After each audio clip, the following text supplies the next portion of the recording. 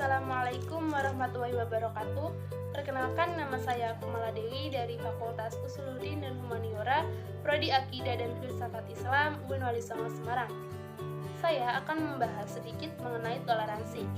Toleransi adalah sikap saling menghargai pendapat atau pemikiran orang lain yang berbeda dengan pemikiran kita.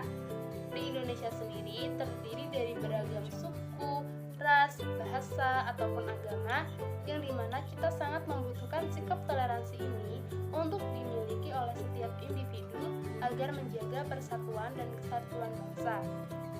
Sebagai warga negara Indonesia, salah satu landasan untuk kita bersikap toleransi didorong oleh jiwa falsafah Pancasila, yaitu pada sila pertama yang berbunyi ketuhanan yang Maha Esa.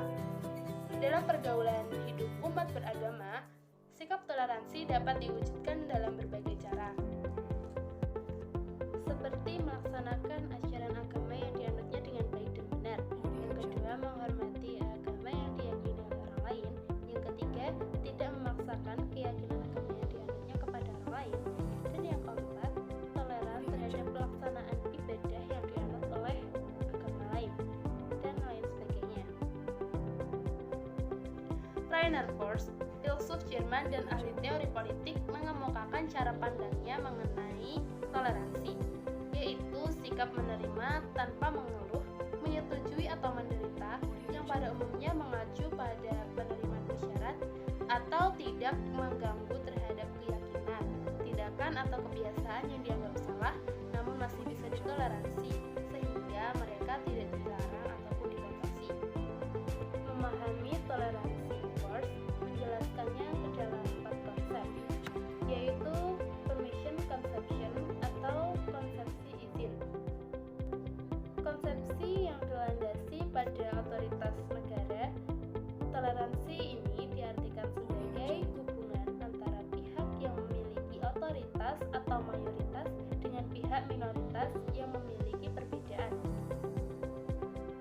Toleransi dalam hal ini diwujudkan dalam bentuk kewenangan memberikan izin yang terbatas kepada minoritas untuk hidup sesuai dengan keyakinan mereka, dengan syarat bahwa minoritas menerima posisi dominan otoritas atau mayoritas ini.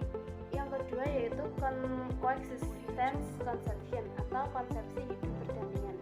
Salah satu kelompok yang kurang lebih memiliki kekuasaan yang sama dan mereka yang mengetahui bahwa untuk perdamaian sosial dan mengejar kepentingan mereka sendiri, maka saling toleransi adalah pilihan yang tepat. Mereka lebih memilih untuk hidup berdampingan secara damai daripada berselisih. Dalam kondisi ini tidak mudah untuk menyeimbangkan situasi sosial di mana kepercayaan dapat berkembang. Untuk sekali konstelasi perubahan kekuasaan, kelompok yang lebih kuat mungkin tidak lagi melihat adanya alasan untuk toleran.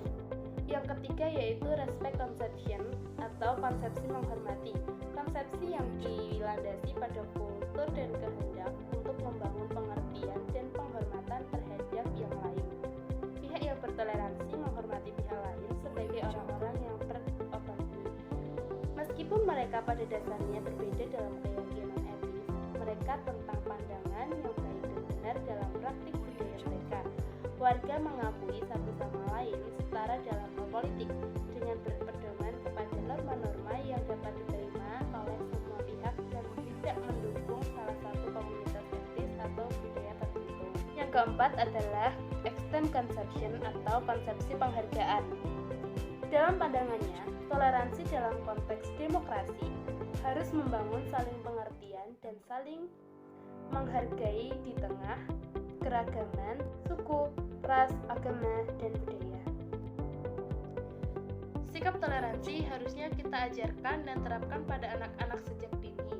Melalui pendidikan, mereka akan mendapatkan pelajaran mengenai sikap toleransi ini, dan hendaknya para orang tua di rumah dan di lingkungan rumahnya menerapkan sikap toleransi agar anak-anak tumbuh menjadi anak yang bertoleran dan terdidik sejak dini. Toleransi dapat menciptakan lingkungan masyarakat yang rukun dan damai. Kerukunan dapat dimaknai sebagai kehidupan dengan suasana yang damai, tenang, tentram, sejahtera, saling menghargai, saling menghormati, dan gotong royong sesuai dengan ajaran agama. Sekian yang bisa saya sampaikan, kurang lebihnya mohon maaf. Wassalamualaikum warahmatullahi wabarakatuh.